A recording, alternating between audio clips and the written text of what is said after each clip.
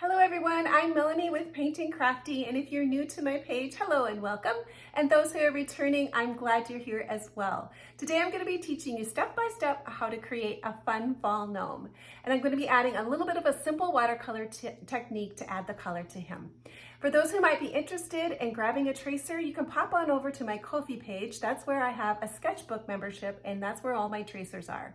Or if you simply just want to buy me a cup of coffee, you can do that, and it's a simple way to support my channel. So go ahead, grab your pencils and your watercolor and your paper, and let's have some art fun.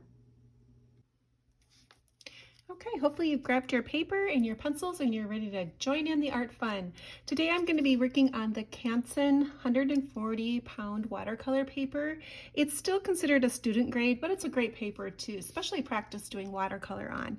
And that's what I'm going to be using. I'm using a 5.5 by 6 sheet of paper, and I'm just using just a regular old Bic mechanical pencil. I kind of like this one just because it has this little small eraser on the top. And the other eraser I really like to use is this polymer pentel eraser. They won't leave any marks on your paper, so these are the ones I buy. You can usually buy those with packs of 4. Anything I use today, you'll be able to find a link in the description if you want to look it up or take a look at buying some yourself. So let's go ahead and start our drawing. We're going to start with this gnome nose. When you draw gnomes, that nose is kind of critical. You want it to be pretty good size in size. Too small, it doesn't look quite right. Too big, it doesn't look quite right either. So what I did is I divided it up into sections where I made an X first on my paper and then went half in between. This is going to help set up my page to how big to draw my shoulders on my gnome. So that does help. So no matter what size of paper you're using, you can still set this grid up and it'll help you draw. So let's go ahead and do this band part of his nose. This is kind of a critical part too for a gnome. You want this to go over the top of your nose to create that shape. So I'm going to be following the top of my nose and I'm going to be coming down off to the side. This is the bottom of my hat right here. I'm going to go to this next line up, over, and then I'm going to band up. I'm going to follow that same shape I just drew, and I'm going to come around and I'm going to be heading for this next line over here, this next juncture. So up we go, down we go. Now I'm going to come back here, follow my nose back down and around, and then connect. And there's the band of my hat. And that's going to start that real gnome type of shape. Now to create my hat, I'm going to be creating some shape at my hat. It's going to go off to the side. I'm going to try to do this little curl at the end. If it does help for you to create a center line of where you want your hat, you could draw that. So I'm going to just come right here in my middle. I know I'm going to be coming up and then I'm going to be coming over, and my line will be coming like that. So now I have kind of an idea of where I'm drawing. So I'm going to start here. I'm going to curve over. It looks good to have some shape to your hat. So then I'm going to come off to my side like this. Then I'm going to be creating this little, kind of like this little pipe, stovepipe look a little bit. And then I'm going to be coming down and up. So now this was my center line. So I'm going to start here on this side and I'm going to create a shape that's going to come out and then in. So I'm going to come this direction first and then I'm going to come in. There's my center line up for my hat right there. And then I'm going to come in and up and go to a really small spot. Okay, let's go ahead and erase some of these little guidelines. I can do a light erasing so it just helps me see where I'm at, and I could do a better erasing when I get all finished. So there's this little hat. Let's go ahead and put our little crows in, and these are just little upside down U shapes. So I'm going to choose a spot right here. I'm going to do a little upside down U shape here, and then I'm going to come on this side and do a little upside down U shape. Now I gave him some head feathers, and those are just 3 little pieces that are at the top. His little beak is going to be up on his face a little ways. It's the upside down triangle, and then I'm going to drop it into his hat. So it looks like he's peeking over the top. Cute, right? And then I'm going to add some round eyes right here, and at the bottom will be the dark spots, and then the upper part will be there. Now when I do his eyes, I'll add a little bit of color inside of his eyes. So let's do the same thing over here. So we've got an upside down triangle for his nose, 2 eyes on each side. There'll be a dark spot here. I could add more detail with my micron pens. And then we're going to be adding some little feathers. Okay, he's already done. Let's pop in our sunflower next. We're going to be doing a half-shaped sunflower. So I'm going to come over here. I'm going to come in a little ways so I have room to still make petals. So I'm going to start right here and I'm going to go up probably no farther than the center line right there. Okay, so I have the center of my sunflower. I'm going to start here off to the side with my petals. So they're going to be wider here. They're going to be wider at this end and then get a little narrower. So I'm going to come out a little bit to a point and then back down. So I'm going to start here, go wide up to a point, come back down. And then I'm just going to layer in my next ones all the way around. And if you get down to this point, you can just do a half of one. There we go. So up we go. Do another one, and then you could do a half of one to the edge of the hat. I'm happy with that. That looks great. Let's throw in some stripes across the hat. It doesn't really matter that they're even number of stripes or anything, but because we end at we start at one end and end at a different end, we don't have to worry about a match. I am going to be doing a little bit of curve to my lines just to give my hat some shape so it doesn't look like they go straight across. I'm going to come like this, and when I get to this point, I'm going to want to make it look like it's coming around.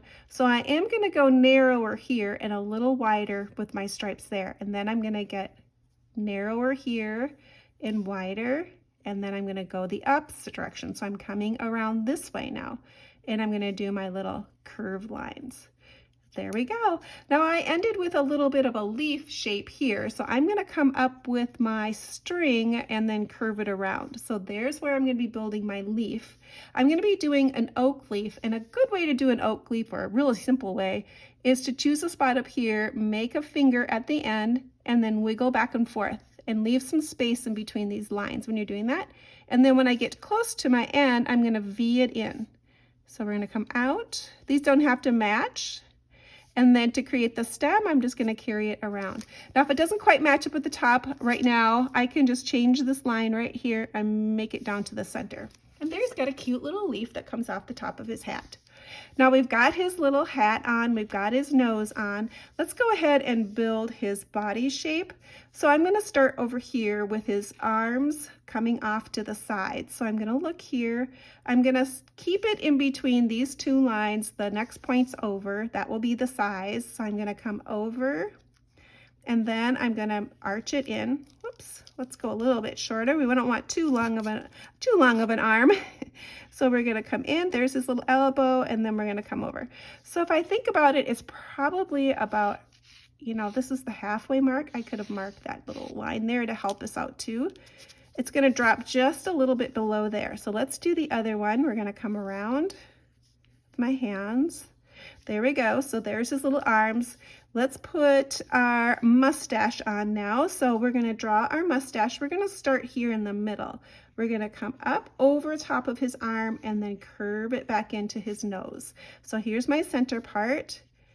I'm going to come up, make my little handlebar mustache. Now I have it all the way up. That's my high point. Then I'm going to come down for just a little bit and then curve it back up and touch my nose. Okay, so now let's see if we can duplicate it. If you need to make a little light line across to give you an idea how, make sure your mustache is even on each side, you could do that so you have a line. So I'm going to come down, heading for that line that I did here. I'm going to come up into this space, past my little side arms a little ways. I'm about even, it looks like. Now I can come down a little ways, and then I'm going to jump back up and touch my nose. Okay, so we have his little mustache. Now if you want to erase some of those lines inside of there to give you an idea of where you are, go ahead and do that. Let's go ahead and put our arms, let's finish up our arms and put our pumpkin in too. So I'm going to draw a circle here in the middle. This is going to be my pumpkin. So I have my pumpkin shape here. Now there's all different kinds of pumpkins, so it doesn't have to look exactly like mine. It can be any type of shape that you decide you want to draw. Let's draw our pumpkin before we put the hands on. It would be easier to do that structure. So I'm going to start in the middle and do my middle piece. So I'm going to start at the top with like upside down U shape. Right there is a center. It's going to come out just a little bit, and then we're going to come in. We're going to create a shape like that. Now I'm going to come over here and make a little tick down just a little lower, not as high as the one I just drew, where I'm going to start. I'm going to come up and we're going to go right off to the side. And when we're down at the bottom, we're going to go up. So we're going to create an open space there. And on here, we're going to start a little lower, up. We're going to follow that same shape I just did, like an orange slice, and then we're going to come together. Okay, so there's our little pumpkin top. Now to make the top, we can come in and we can just do a little bit of a hook and go around. So I'm going to start here. I'm going to arch.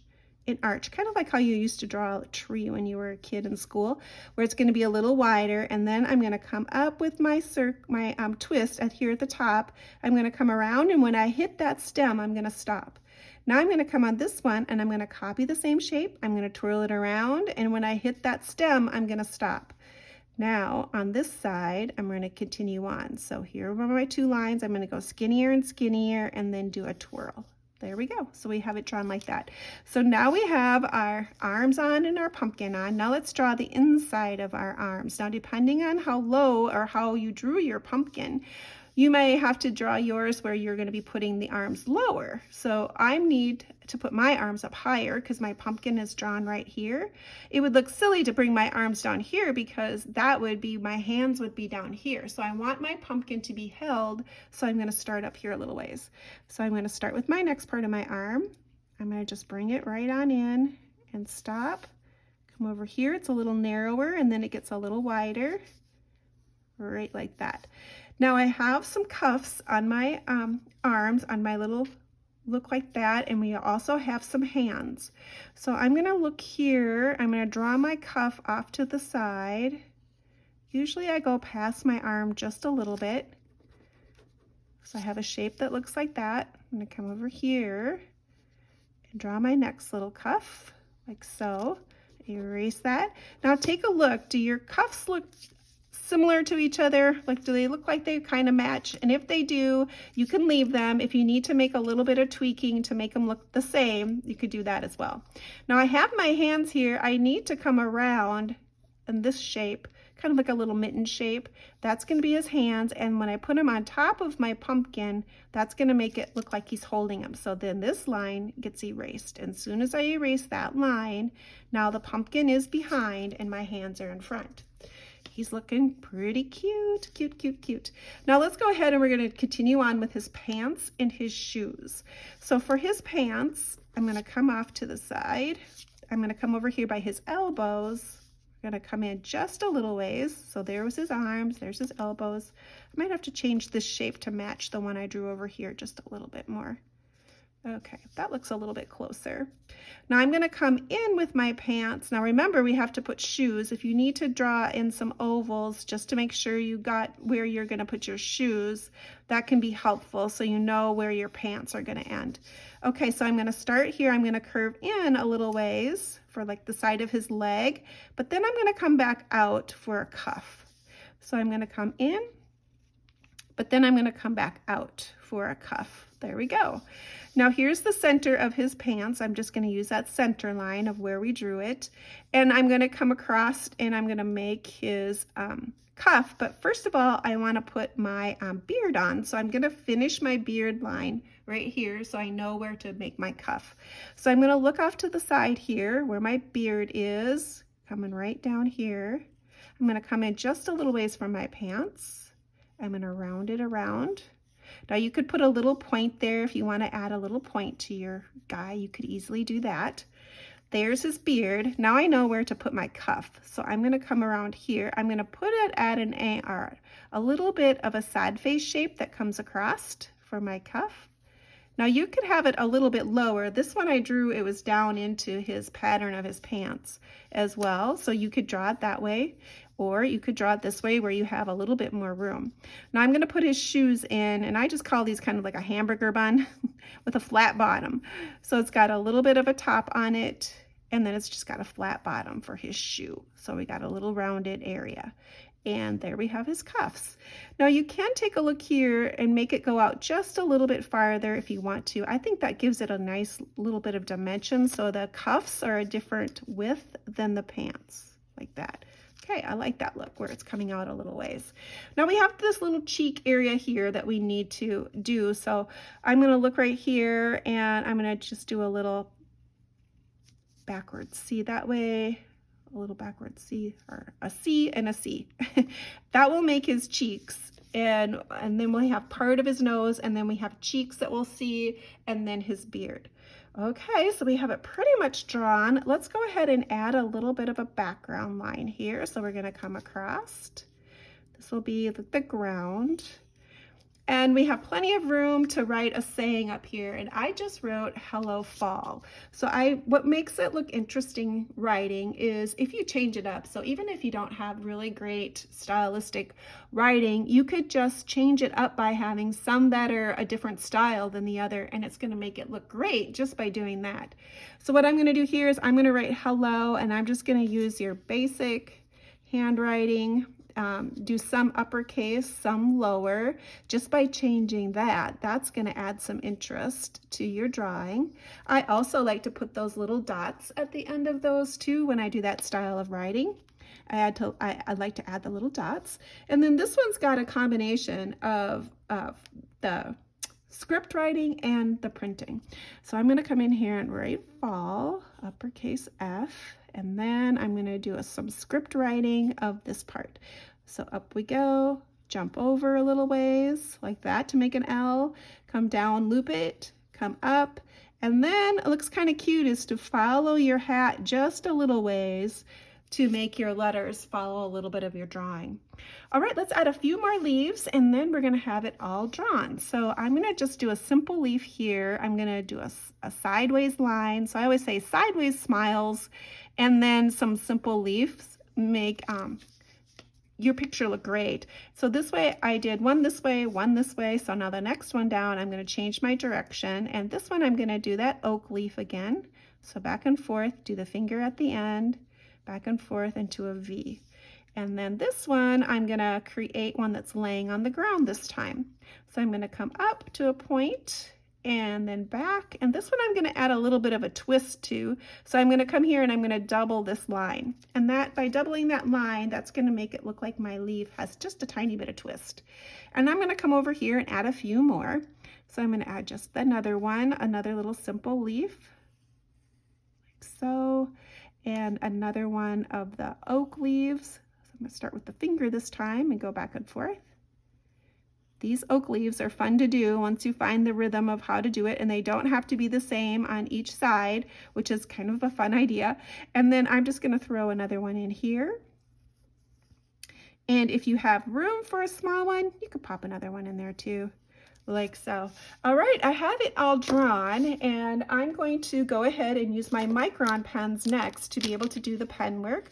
I like using the Micron pens. This is a 05, a 03, and a 01. Those are the most of the size of the pen nibs that I would be using on something this small, nothing bigger. And I'll just rotate back and forth on my pens that I use, but I like these because they're archival ink, and if I'm going to use a watercolor process over the top, I want that ink to stay put. So these are the ones I'm going to be using. If you're doing an acrylic version of it, you don't have to do this part. You could go right into painting that. If you're using colored pencil, the same way too. You could either do the line work or not, whatever you might choose. But I'm just going to come in here for the major part of his body. I would be using the 03 of all of the bigger parts of his body. And then any of the smaller parts, I would be using the 1. So like for his the eyes, the beak, those areas, any little tiny doodle lines, so that the little doodle lines on here on my flowers, those I'd be doing in the 01. The 05, I did use that for some of my lettering. I used that on that, and for the bigger, darker spots. I'll probably going to go ahead and speed this video up so you could just watch me do this as I complete this part, and then when I get this done, I'll come back and we'll start the watercolor process.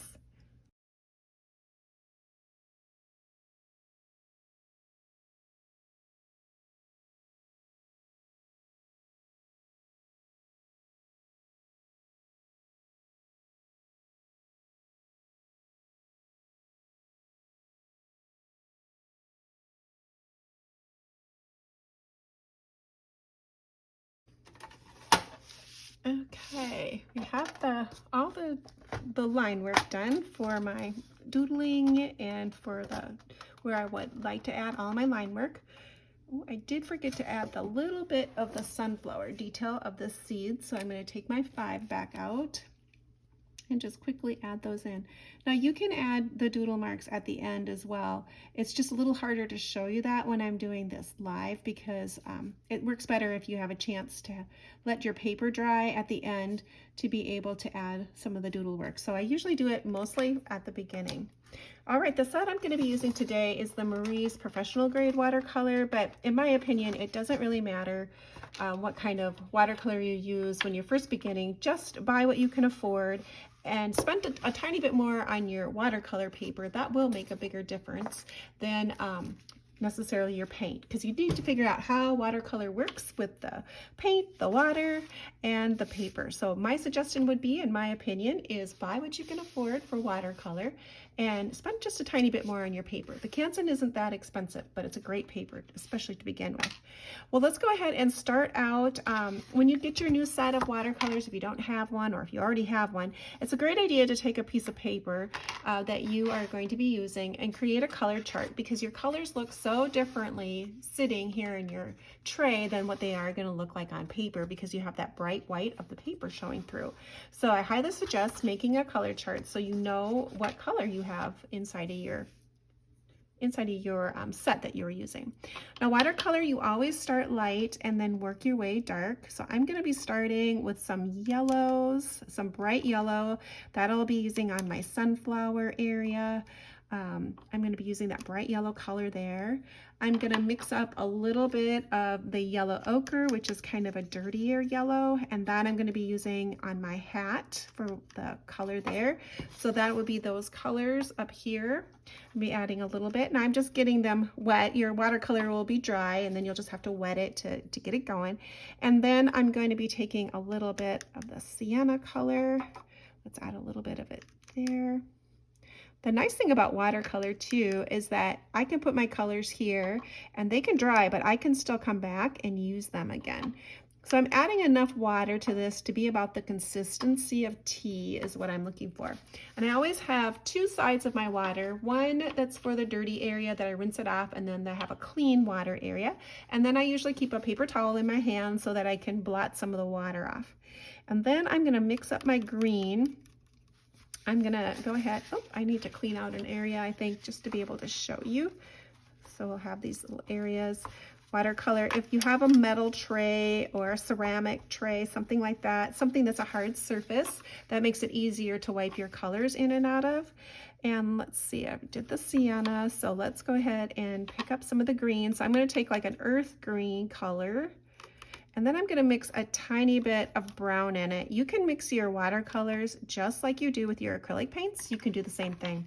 So I'm going to take a little bit of my brown and add that into there just to make it a little deeper, darker brown. And then for my blue, I'm going to take kind of a sky blue, and I'm going to mix my sky blue with this. I'm going to put that in there, kind of a nice bright blue. And then I'm going to be adding a little bit more dark. I'm going to probably try just adding a little bit of black to this, or this must be like a Prussian blue. This is a Prussian blue, so it's got kind of a little bit of a navy to it. It's a pretty color. Okay, let's add a little bit more of that bright blue into there. And that's going to be this color here that I'm creating. So I'm creating just a nice, beautiful, darker blue. All right, with watercolor, you always start light and then work your way dark. So I'm going to start with my sunflower and add the brightest shade of yellow in here. And it's okay to leave a little bit of your white paper showing underneath. Watercolor is unusual that way, where it's okay to see your substrate. When you do acrylic painting or oil painting, you have all of your canvas covered. But with this, it's okay to leave a little bit of the substrate showing, because that's going to be your brightest white. I'm also going to take this brighter color and I'm going to lay it right on his little mittens like that. I'm also going to use this color on his beak. So I'm going to take it, I'm going to tap this so I don't have too much color on there, and I'm going to tap it in. Watercolor wants to flow wherever the water is, so if your paper's wet, it's going to want to flow into those areas. So I just wanted a little bit of color on there. Now I'm going to take a little bit more of that bright yellow and I'm going to add it to what I already had mixed, and I'm going to give it a tap. And now I'm going to come in here and add another layer. So my paper is already a tish bit wet, so that color is going to sit and create and move out through that area. I'm just going to be tapping it on there. I'm using the round brush today, a Velvet Touch Princeton brush. It's got a nice little belly on it, and it's got this great pointed tip. And that's what you want for a nice little rounded tip on your brushes to do these little drawings. And it's an acrylic or synthetic brush, so it's got a nice little bounce into it, and it's not so smushy. Okay, I'm going to let that dry and see what we have going on. Now I'm going to go ahead and start. I wouldn't want to start into an area where my paint is already wet. So I don't want to come up here and work on my crows yet, or the inside of my, well, I could do a little bit of work here. That would be fine. But I would choose an area that I don't have too much wet paint going on there. So I'm going to come up and work on his sleeve up here. And I chose to use this rust color here. Normally when I do these paintings, I try to use the same colors throughout my drawings. So this one here, I'm going to add this color here. Now when you're doing these little drawings, you don't want to have a ton of puddles sitting on your top of your paint. Where you're working, they will dry like little ridges, the little puddles will, which is cool look if you're going for that. But if you want more of a smoother look, you want to have less puddles of your color sitting on top of your paper. So I'm just going to come in here, do that one. I'm going to go in here and live a little dangerous and add some of my stripes in here. And I believe I did this first one here. Now on this video too, remember you can always slow me down or speed me up, whatever you need to be able to do to make your drawing. So some people will go faster than others. So I'm going to do the rust, the gold, the green, the blue. So then this one would be rust right here.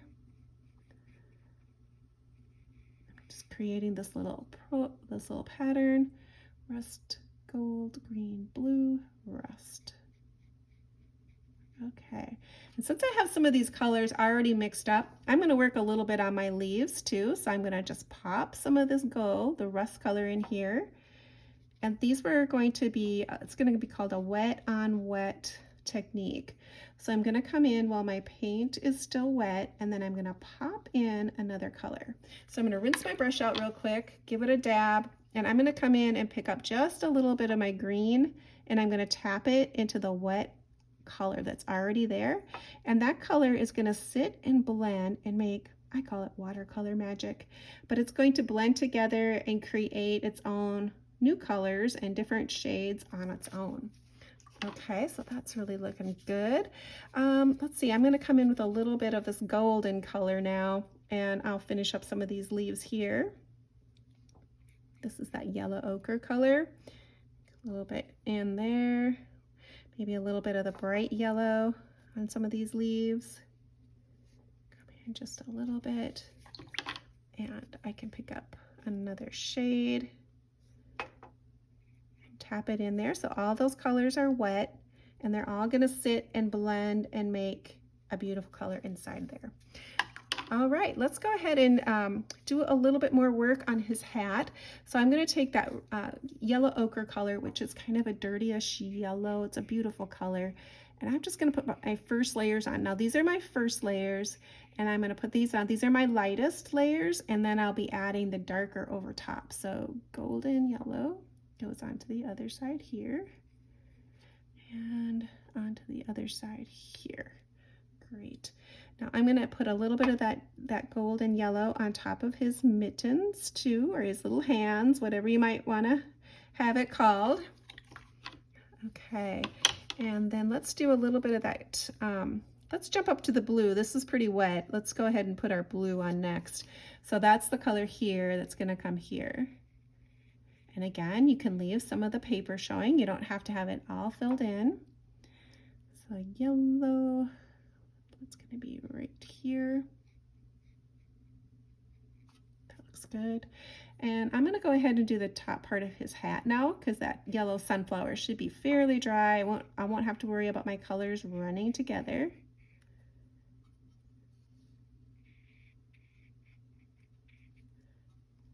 Okay, so remember, this is just the first layer, and we're going to be adding another layer on to add the depth to the project.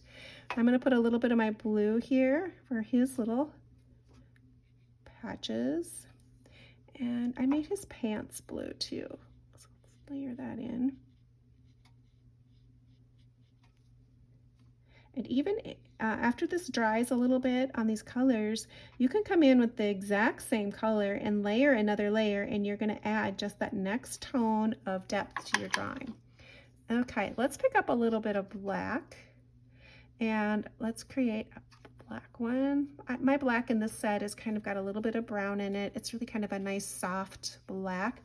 I'm going to definitely make sure I take some of this off, and I'm going to go into the inside of my little guys here. This is where it's really important to have a nice little sharp point on your round brush to be able to get right in there and do those little tiny details. And I'm going to tap it around his eyes, and I want to leave them open because I'm going to add some brown to those little eyes and make them a color. So I want to keep the black away from the big white parts of his eye. I'm gonna tap it in here. Now black, even though it's black, it won't dry a solid black. So it will need a second coat just to add a little bit more depth to my black. So I'm expecting I'm gonna have to add another layer. So let's do his shoes black as well. Okay, cute.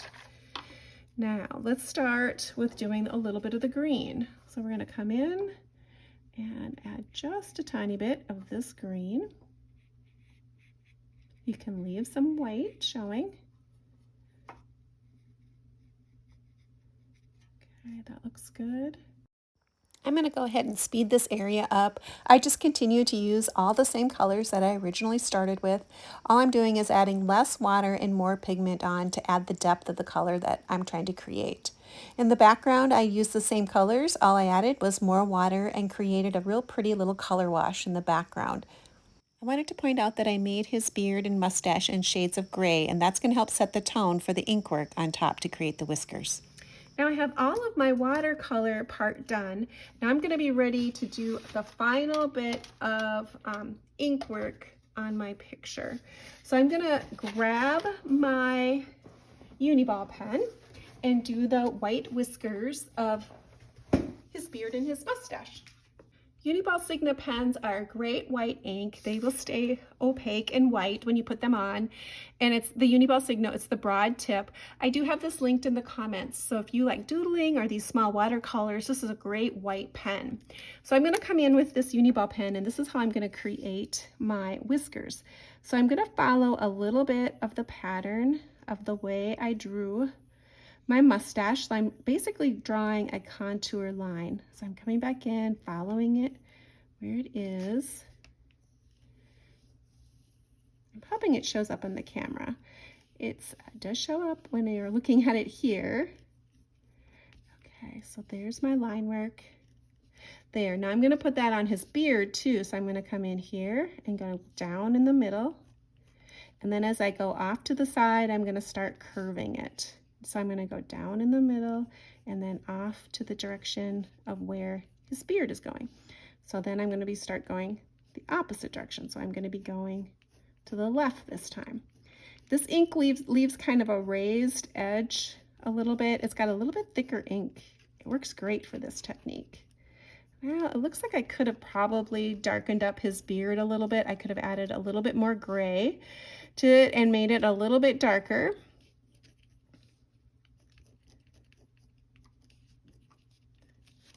But something to keep in mind, that you do want to make sure your beard is dark enough to be able to see the lines. So this guy I did his underneath beard a little darker and his mustache a little lighter. So I could have done something like that for this guy.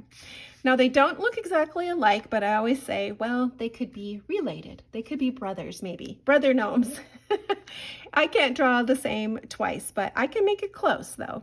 So that is it for this little gnome guy. I hope you had a great time learning something new. Remember, you can always slow down the video or speed it up. I also do have a Ko-fi sketchbook subscription where you can go in and subscribe to my sketchbook subscription, and in there would be all the tracers. So some people who don't like to draw but you still like to paint, you can go in there and join the subscription, and that's for my all my draw along sketches would be in there. It's $5 a month, so it's not that expensive, and it's a great way to support my channel as well.